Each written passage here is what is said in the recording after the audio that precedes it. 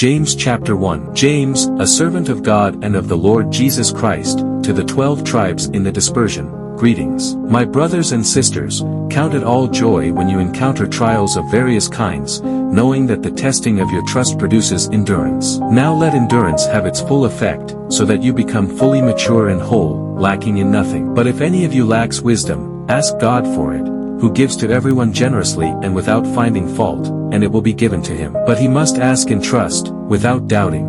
For the one who doubts is like a wave of the sea blown and tossed around by the wind. Indeed, that person must not expect that he will receive anything from the Lord. A double-minded person is unstable in all his ways. Now the brother in lowly circumstances should boast in his high position, and the rich brother in that he is brought low, because like a flower of the grass he will pass away. For the sun rises with a burning heat and withers the grass, and its flower falls off, and the beauty of its appearance perishes. So also the rich person will fade away in the midst of his pursuits. Blessed is the person who endures through trials, for when he has stood the test, he will receive the crown of life that God promised to those who love him. No one should say when he is tempted, I am being tempted by God, for God cannot be tempted with evil, and he himself does not tempt anyone. But each person is tempted by his own desire, being dragged away and enticed by it. Then the desire, when it has conceived, gives birth to sin, and the sin, when it is full grown, brings forth death. Do not be deceived, my beloved brothers and sisters.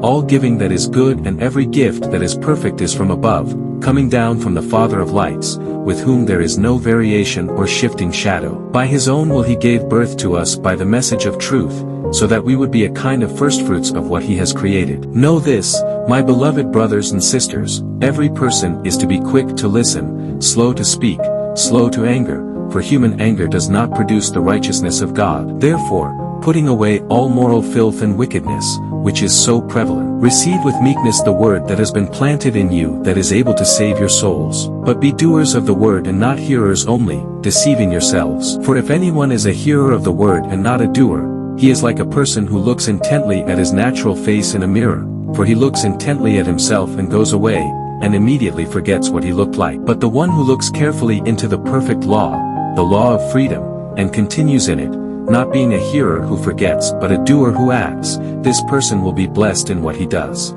If anyone thinks he is religious and yet does not bridle his tongue but deceives his heart, his religion is worthless. Religion that is pure and undefiled before our God and Father is this, to care for the orphans and widows in their hardship, and to keep oneself unstained by the world.